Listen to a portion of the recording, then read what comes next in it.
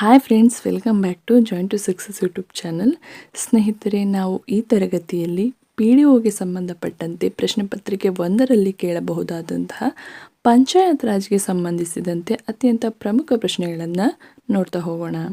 Friends, ಇತ್ತೀಚೆಗೆ competition ಜಾಸ್ತಿ ಆಗಿರೋದ್ರಿಂದ ಕ್ವಶನ್ಗಳು ಕೂಡ ತುಂಬ ಟಫ್ ಆಗಿ ಬರ್ತಾ ಇರುವಂಥದ್ದು.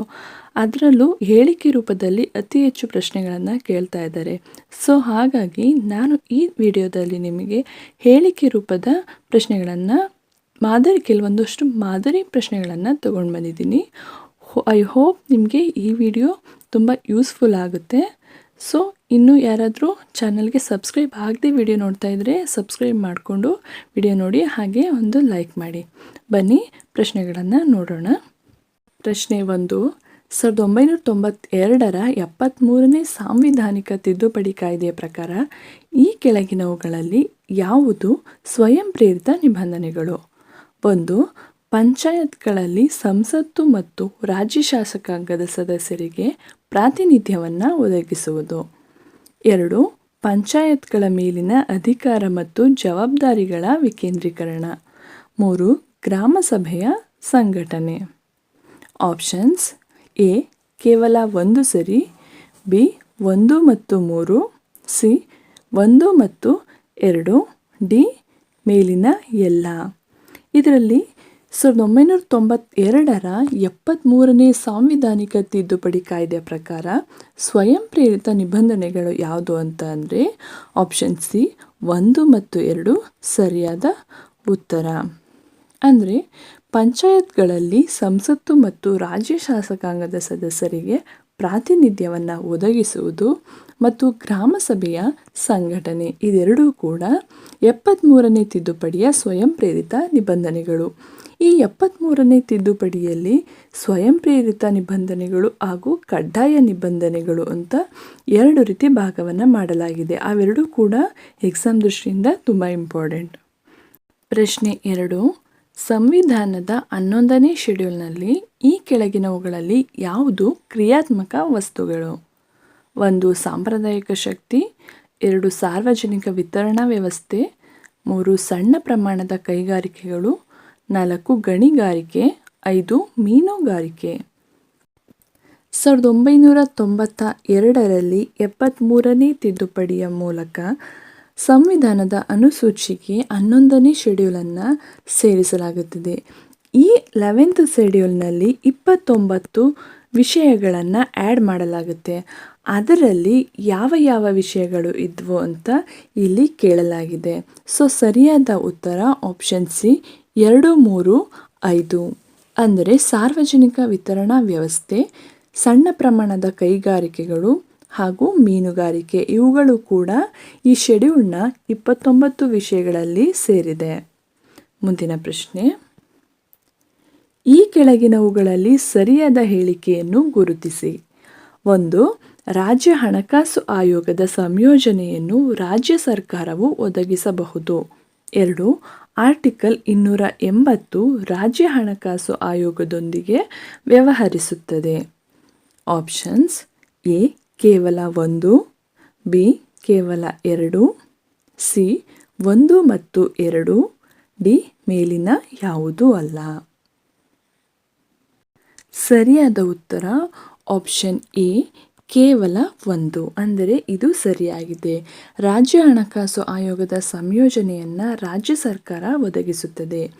ಆರ್ಟಿಕಲ್ 280 ಹಣಕಾಸು ಆಯೋಗದ ಬಗ್ಗೆ ತಿಳಿಸುವಂತಹದ್ದು. ಆದರೆ ಇಲ್ಲಿ ರಾಜ್ಯ ಹಣಕಾಸು ಆಯೋಗ ಅಂತ ಕೊಟ್ಟಿರೋದ್ರಿಂದ ಈ ಹೇಳಿಕೆ ತಪ್ಪಾಗುತ್ತೆ. ಈ ಹೇಳಿಕೆ ಸರಿ. ಸೊ ಆನ್ಸರ್ ಕೇವಲ 1 ಮಾತ್ರ ಸರಿಯಾಗಿದೆ. ಮುಂದಿನ ಪ್ರಶ್ನೆ. ಪಂಚಾಯತ್ ರಾಜ್ ವ್ಯವಸ್ಥೆಗೆ ಸಂಬಂಧಿಸಿದಂತೆ ಈ ಕೆಳಗಿನವುಗಳಲ್ಲಿ ಯಾವುದು ಸರಿಯಾಗಿದೆ? 1. ಈ ಕಾಯ್ದೆಯು ಪಶ್ಚಿಮ ಬಂಗಾಳದ ಡಾರ್ಜಿಲಿಂಗ್ ಜಿಲ್ಲೆಗೆ ಅನ್ವಯಿಸುವುದಿಲ್ಲ. 2. ಪಂಚಾಯತ್ ಚುನಾವಣೆಗೆ ಕ್ಷೇತ್ರಗಳಲ್ಲಿ ಸೀಟು ಹಂಚಿಕೆಯನ್ನು ಯಾವುದೇ ನ್ಯಾಯಾಲಯದಲ್ಲಿ ಪ್ರಶ್ನಿಸುವಂತಿಲ್ಲ. ಸರಿಯಾದ ಉತ್ತರ ಆಪ್ಷನ್ ಸಿ 1 ಮತ್ತು 2. ಈ 2 ಹೇಳಿಕೆಗಳು ಕೂಡ ಸರಿಯಾಗಿರುವಂತಹದ್ದು. ಈ ಕಾಯ್ದೆಯು ಪಶ್ಚಿಮ ಬಂಗಾಳದ ಡಾರ್ಜಿಲಿಂಗ್ ಜಿಲ್ಲೆಗೆ ಅನ್ವಯಿಸುವುದಿಲ್ಲ. ಪಂಚಾಯತ್ ಚುನಾವಣೆಗೆ ಕ್ಷೇತ್ರಗಳಲ್ಲಿ ಸೀಟು ಹಂಚಿಕೆಯನ್ನು ಯಾವುದೇ ನ್ಯಾಯಾಲಯದಲ್ಲೂ ಕೂಡ ಪ್ರಶ್ನಿಸುವಂತಿಲ್ಲ. ಇದು ಕೂಡ ಸರಿಯಾಗಿದೆ. ಮುಂದಿನ ಪ್ರಶ್ನೆ, ಪಂಚಾಯತನ್ನು ರಚಿಸುವ ಚುನಾವಣೆಯನ್ನು ಈ ಅವಧಿಯಲ್ಲಿ ಪೂರ್ಣಗೊಳಿಸಬೇಕು.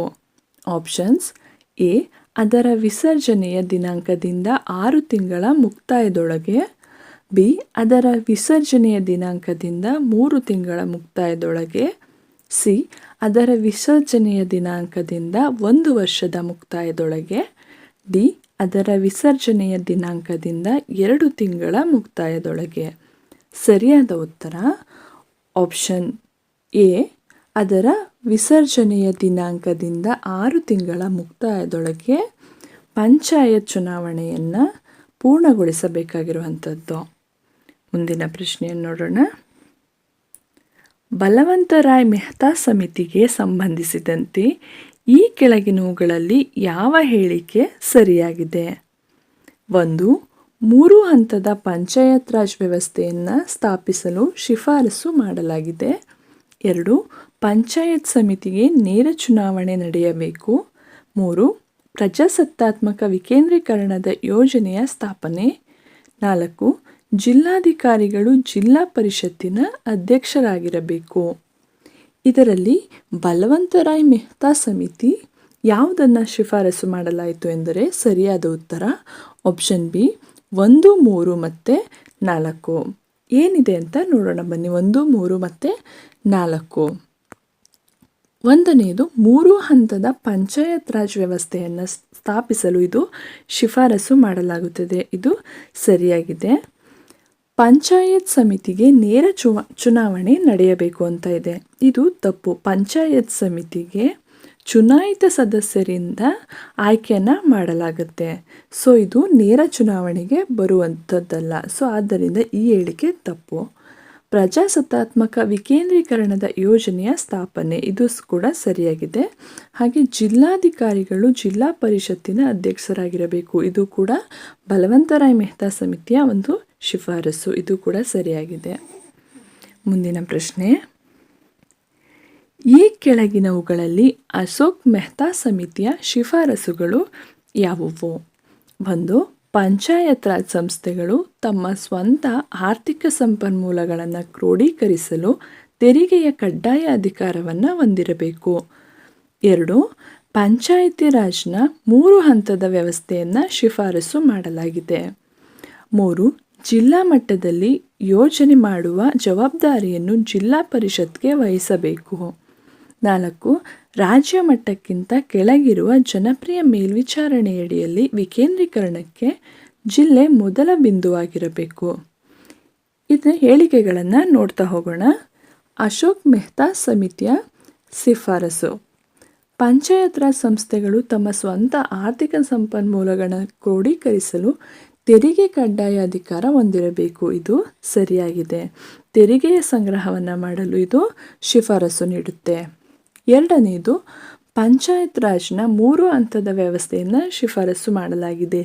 ಈ ಹೇಳಿಕೆ ತಪ್ಪು. ಯಾಕಂದರೆ ಅಶೋಕ್ ಮೆಹ್ತಾ ಸಮಿತಿ ಕೇವಲ 2 ಹಂತದ ವ್ಯವಸ್ಥೆಯನ್ನು ಮಾತ್ರ ಶಿಫಾರಸು ಮಾಡುತ್ತೆ. ಆದರೆ ಬಲವಂತರಾಯ್ ಮೆಹ್ತಾ ಸಮಿತಿ 3 ಹಂತದ ವ್ಯವಸ್ಥೆಯನ್ನು ಶಿಫಾರಸು ಮಾಡುತ್ತದೆ. ಆದರೆ ಅಶೋಕ್ ಮೆಹ್ತಾ ಸಮಿತಿ ಕೇವಲ 2 ಹಂತದ ವ್ಯವಸ್ಥೆಗೆ ಶಿಫಾರಸು ಮಾಡಲಾಗಿದೆ. ಸೊ 2ನೇ ಹೇಳಿಕೆ ತಪ್ಪಾಗಿದೆ. ಜಿಲ್ಲಾ ಮಟ್ಟದಲ್ಲಿ ಯೋಜನೆ ಮಾಡುವ ಜವಾಬ್ದಾರಿಯನ್ನು ಜಿಲ್ಲಾ ಪರಿಷತ್ಗೆ ವಹಿಸಬೇಕು. ಇದು ಕೂಡ ಅಶೋಕ್ ಮೆಹ್ತಾ ಸಮಿತಿಯ ಶಿಫಾರಸು. ಸೊ 3ನೇ ಹೇಳಿಕೆ ಕೂಡ ಸರಿಯಾಗಿದೆ. ರಾಜ್ಯ ಮಟ್ಟಕ್ಕಿಂತ ಕೆಳಗಿರುವ ಜನಪ್ರಿಯ ಮೇಲ್ವಿಚಾರಣೆಯಲ್ಲಿ ವಿಕೇಂದ್ರೀಕರಣಕ್ಕೆ ಜಿಲ್ಲೆ ಮೊದಲ ಬಿಂದುವಾಗಿರಬೇಕು. ಇದು ಕೂಡ ಅಶೋಕ್ ಮೆಹ್ತಾ ಸಮಿತಿಯ ಶಿಫಾರಸು. ಸೊ ಉತ್ತರ ಆಪ್ಷನ್ ಬಿ 1, 3 ಮತ್ತು 4. ಈ 3 ಹೇಳಿಕೆಗಳು ಸರಿಯಾಗಿವೆ. ಮುಂದಿನ ಪ್ರಶ್ನೆ, GVK ರಾವ್ ಸಮಿತಿಗೆ ಸಂಬಂಧಿಸಿದಂತೆ ಈ ಕೆಳಗಿನವುಗಳಲ್ಲಿ ಯಾವುದು ಸರಿ? GVK ರಾವ್ ಸಮಿತಿಯನ್ನು 1985ರಲ್ಲಿ ಯೋಜನಾ ಆಯೋಗವು ನೇಮಿಸಿತು. 2. ಪ್ರಜಾಪ್ರಭುತ್ವ ವಿಕೇಂದ್ರೀಕರಣದ ಯೋಜನೆಯಲ್ಲಿ ಜಿಲ್ಲಾ ಪರಿಷತ್ತು ಪ್ರಧಾನ ಪ್ರಾಮುಖ್ಯತೆಯನ್ನು ಹೊಂದಿರಬೇಕು. 3 ಜಿಲ್ಲಾ ಅಭಿವೃದ್ಧಿ ಆಯುಕ್ತರ ಹುದ್ದೆಯನ್ನು ಸೃಷ್ಟಿಸಬೇಕು. ಸರಿಯಾದ ಉತ್ತರ ಆಪ್ಷನ್ ಡಿ ಮೇಲಿನ ಎಲ್ಲ.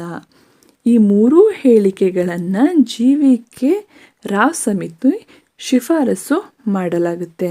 ಇದನ್ನು 1985ರಲ್ಲಿ ಯೋಜನಾ ಆಯೋಗ ನೇಮಿಸುತ್ತದೆ ಮತ್ತು ಇವೆರಡು ಶಿಫಾರಸುಗಳನ್ನು GVK ರಾವ್ ಸಮಿತಿ ಶಿಫಾರಸು ಮಾಡಲಾಗುತ್ತೆ. ಮುಂದಿನ ಪ್ರಶ್ನೆ, LM ಸಿಂಘ್ವಿ ಸಮಿತಿಯ ಶಿಫಾರಸು ಅಥವಾ ಶಿಫಾರಸುಗಳು ಈ ಕೆಳಗಿನವುಗಳಲ್ಲಿ ಯಾವುದು? 1 ಗ್ರಾಮಗಳ ಸಮೂಹಕ್ಕೆ ನ್ಯಾಯ ಪಂಚಾಯಿತಿಗಳನ್ನು ರಚಿಸಬೇಕು. 2 ಪಂಚಾಯತ್ ರಾಜ್ ಸಂಸ್ಥೆಗಳಿಗೆ ಸಾಂವಿಧಾನಿಕ ಮಾನ್ಯತೆ. 3 ಗ್ರಾಮ ಪಂಚಾಯತ್ಗಳಿಗೆ ಹೆಚ್ಚಿನ ಆರ್ಥಿಕ ಸಂಪನ್ಮೂಲಗಳು. ಸರಿಯಾದ ಉತ್ತರ ಆಪ್ಷನ್ ಡಿ ಮೇಲಿನ ಎಲ್ಲ. ಈ ಮೂರು ಹೇಳಿಕೆಗಳು ಕೂಡ LM ಸಿಂಘ್ವಿ ಸಮಿತಿಯ ಶಿಫಾರಸುಗಳು. ಮುಂದಿನ ಪ್ರಶ್ನೆ, 73ನೇ ಸಾಂವಿಧಾನಿಕ ತಿದ್ದುಪಡಿ ಕಾಯ್ದೆ 1992ಕ್ಕೆ ಸಂಬಂಧಿಸಿದಂತೆ ಈ ಕೆಳಗಿನ ಯಾವ ಹೇಳಿಕೆಗಳು ಅಥವಾ ಯಾವ ಹೇಳಿಕೆ ಸರಿಯಾಗಿದೆ? 1 ಈ ಕಾಯ್ದೆಯು ಪ್ರತಿ ಪಂಚಾಯತ್ನಲ್ಲಿ ಪರಿಶಿಷ್ಟ ಜಾತಿಗಳು ಮತ್ತು ಪರಿಶಿಷ್ಟ ಪಂಗಡಗಳಿಗೆ ಅವರ ಜನಸಂಖ್ಯೆಯ ಅನುಪಾತದಲ್ಲಿ ಪಂಚಾಯತ್ ಪ್ರದೇಶದ ಒಟ್ಟು ಜನಸಂಖ್ಯೆಗೆ ಅನುಗುಣವಾಗಿ ಸ್ಥಾನಗಳನ್ನು ಮೀಸಲಿಡಲು ಒದಗಿಸುತ್ತದೆ. 2ನೇದು ಗ್ರಾಮ, ಮಧ್ಯಂತರ ಮತ್ತು ಜಿಲ್ಲಾ ಮಟ್ಟದ ಪಂಚಾಯತ್ಗಳ ಎಲ್ಲ ಸದಸ್ಯರು ನೇರವಾಗಿ ಜನರಿಂದ ಚುನಾಯಿತರಾಗುತ್ತಾರೆ. ಇದಕ್ಕೆ ಉತ್ತರ ಆಪ್ಷನ್ ಸಿ 1 ಮತ್ತು 2. ಈ ಎರಡೂ ಹೇಳಿಕೆಗಳು ಕೂಡ ಸರಿಯಾಗಿರುವಂತಹದ್ದು. 73ನೇ ಸಾಂವಿಧಾನಿಕ ತಿದ್ದುಪಡಿ 1992ರ ಪ್ರಕಾರ ಈ ಎರಡೂ ಹೇಳಿಕೆಗಳು ಕೂಡ ಸತ್ಯವಾಗಿದೆ. ಮುಂದಿನ ಪ್ರಶ್ನೆ, PESA ಕಾಯ್ದೆ 1996ಕ್ಕೆ ಸಂಬಂಧಿಸಿದಂತೆ ಯಾವುದು ಸರಿಯಾಗಿದೆ? 1 ಇದು ಬುಡಕಟ್ಟು ಜನಾಂಗದವರ ಸಂಪ್ರದಾಯಗಳನ್ನು ರಕ್ಷಿಸುವ ಮತ್ತು ಸಂರಕ್ಷಿಸುವ ಗುರಿಯನ್ನು ಹೊಂದಿದೆ. 2 ಗ್ರಾಮ ಸಭೆಯನ್ನು ಎಲ್ಲ ಚಟುವಟಿಕೆಗಳ ನ್ಯೂಕ್ಲಿಯಸ್ ಮಾಡುವ ಗುರಿಯನ್ನು ಹೊಂದಿದೆ. 3 ಇದು ನಿಗದಿತ ಪ್ರದೇಶಗಳೊಂದಿಗೆ 9 ರಾಜ್ಯಗಳಿಗೆ ಅನ್ವಯಿಸುತ್ತದೆ. 4 ಕೇವಲ 2 ರಾಜ್ಯಗಳು ಪೇಸಾ ನಿಬಂಧನೆಗಳಿಗೆ ಅನುಗುಣವಾಗಿ ಕಾನೂನನ್ನು ಜಾರಿಗೊಳಿಸಿವೆ. ಆಪ್ಷನ್ಸ್ ಎ 1 ಮತ್ತು 2, ಬಿ 1, 2 ಮತ್ತು 4, ಸಿ 2, 3 ಮತ್ತು 4, ಡಿ ಮೇಲಿನ ಎಲ್ಲ. ಸರಿಯಾದ ಉತ್ತರ ಆಪ್ಷನ್ ಬಿ 1, 2 ಮತ್ತು 4. ಈ ಮೂರು ಹೇಳಿಕೆಗಳು ಕೂಡ ಸರಿಯಾಗಿರುವಂತಹದ್ದು. ಇದು ನಿಗದಿತ ಪ್ರದೇಶಗಳೊಂದಿಗೆ 9 ರಾಜ್ಯಗಳಿಗೆ ಅನ್ವಯಿಸುತ್ತದೆ. ಇದು ತಪ್ಪಾಗಿರುವಂತಹ ಹೇಳಿಕೆಯಾಗಿದೆ. ಮುಂದಿನ ಪ್ರಶ್ನೆ, ಪೇಸಾ ಕಾಯಿದೆ 1996ರ ವೈಶಿಷ್ಟ್ಯಗಳಿಗೆ ಸಂಬಂಧಿಸಿದಂತೆ ಯಾವುದು ನಿಜ? 1 ಗ್ರಾಮ ಸಭೆಯು ಬಡತನ ನಿರ್ಮೂಲನೆ ಕಾರ್ಯಕ್ರಮಗಳ ಅಡಿಯಲ್ಲಿ ಫಲಾನುಭವಿಗಳನ್ನು ಗುರುತಿಸುತ್ತದೆ. 2 ಸಣ್ಣ ಖನಿಜಗಳಿಗೆ ಪರವಾನಗಿಯನ್ನು ನೀಡುವ ಮೊದಲು ಗ್ರಾಮ ಸಭೆಯ ಶಿಫಾರಸುಗಳು ಕಡ್ಡಾಯವಾಗಿವೆ. 3 ಗ್ರಾಮ ಸಭೆಯು ಸಣ್ಣ ಅರಣ್ಯ ಉತ್ಪನ್ನಗಳನ್ನು ಹೊಂದಿದೆ. 4 ಗ್ರಾಮ ಮಟ್ಟದಲ್ಲಿ ಪ್ರತಿ ಪಂಚಾಯತ್ ಗ್ರಾಮ ಸಭೆಯಿಂದ ನಿಧಿಯ ಬಳಕೆಯ ಪ್ರಮಾಣೀಕರಣವನ್ನು ಪಡೆಯಬೇಕು. ಆಪ್ಷನ್ಸ್ ಎ 1, 2 ಮತ್ತು 3, ಆಪ್ಷನ್ ಬಿ 1, 2 ಮತ್ತು 4, ಸಿ 2, 3 ಮತ್ತು 4, ಡಿ ಮೇಲಿನ ಎಲ್ಲ. ಸರಿಯಾದ ಉತ್ತರ ಆಪ್ಷನ್ ಡಿ ಮೇಲಿನ ಎಲ್ಲ. ಈ ಮೇಲಿನ 4 ಹೇಳಿಕೆಗಳು ಕೂಡ ಸರಿಯಾಗಿರುವಂತಹದ್ದು. ಪೇಸಾ ಕಾಯಿದೆ 1996ರ ಅಡಿ ಈ 4 ಹೇಳಿಕೆಗಳು ಕೂಡ ಸತ್ಯವಾಗಿದೆ. ಮುಂದಿನ ಪ್ರಶ್ನೆ, ಅಂಚೆ ಪಂಚಾಯತ್ಗಳು, ಜನಪದ ಪಂಚಾಯತ್ಗಳು ಮತ್ತು ಅಂಚಲ್ ಸಮಿತಿಗಳು ಇವುಗಳು ಪಂಚಾಯಿತಿಯ ಯಾವ ಹಂತದ ಹೆಸರುಗಳು? ಅಂದರೆ ಯಾವ ಹಂತದ ಪಂಚಾಯತ್ಗಳಿಗೆ ಈ ಹೆಸರುಗಳನ್ನು ಇಟ್ಟು ಕರೆಯಲಾಗುತ್ತದೆ ಅಂತ. ಆಪ್ಷನ್ಸ್: ಎ ಗ್ರಾಮ ಮಟ್ಟದ ಪಂಚಾಯತ್, ಬಿ ಮಧ್ಯಂತರ ಮಟ್ಟದ ಪಂಚಾಯತ್, ಸಿ ಜಿಲ್ಲಾ ಮಟ್ಟದ ಪಂಚಾಯತ್, ಡಿ ನ್ಯಾಯಾಂಗ ಸಂಸ್ಥೆ ಅಥವಾ ನ್ಯಾಯ ಪಂಚಾಯತ್. ಸರಿಯಾದ ಉತ್ತರ ಆಪ್ಷನ್ ಬಿ ಮಧ್ಯಂತರ ಮಟ್ಟದ ಪಂಚಾಯತ್. ಕೆಲವೊಂದು ರಾಜ್ಯಗಳಲ್ಲಿ ಮಧ್ಯಂತರ ಮಟ್ಟದ ಪಂಚಾಯತ್ಗಳನ್ನು ಆಂಚಲಿಕ್ ಪಂಚಾಯತ್ಗಳು, ಜನಪದ ಪಂಚಾಯತ್ಗಳು ಮತ್ತು ಅಂಚಲ್ ಸಮಿತಿಗಳು ಎಂದು ವಿವಿಧ ಹೆಸರುಗಳಲ್ಲಿ ಕೂಡ ಕರೆಯಲಾಗುತ್ತೆ. ಇದಿಷ್ಟು ಈ ದಿನದ ತರಗತಿಯಾಗಿತ್ತು. ಈ ವಿಡಿಯೋ ಇಷ್ಟ ಆಗಿದ್ದರೆ ಪ್ಲೀಸ್ ಲೈಕ್ ಮಾಡಿ, ಹಾಗೆ ಶೇರ್ ಮಾಡಿ. ನಿಮ್ಮ ಅನಿಸಿಕೆ ಅಭಿಪ್ರಾಯಗಳನ್ನು ಕಮೆಂಟ್ ಮುಖಾಂತರ ತಿಳಿಸಿ. ಹಾಗೆ ಇನ್ನೂ ಯಾರಾದರೂ ಚಾನಲ್ಗೆ ಸಬ್ಸ್ಕ್ರೈಬ್ ಆಗಿಲ್ಲ ಅಂತಂದರೆ ಈ ಕೂಡಲೇ ಸಬ್ಸ್ಕ್ರೈಬ್ ಮಾಡ್ಕೊಳ್ಳಿ. ಎಲ್ಲರಿಗೂ ಧನ್ಯವಾದಗಳು.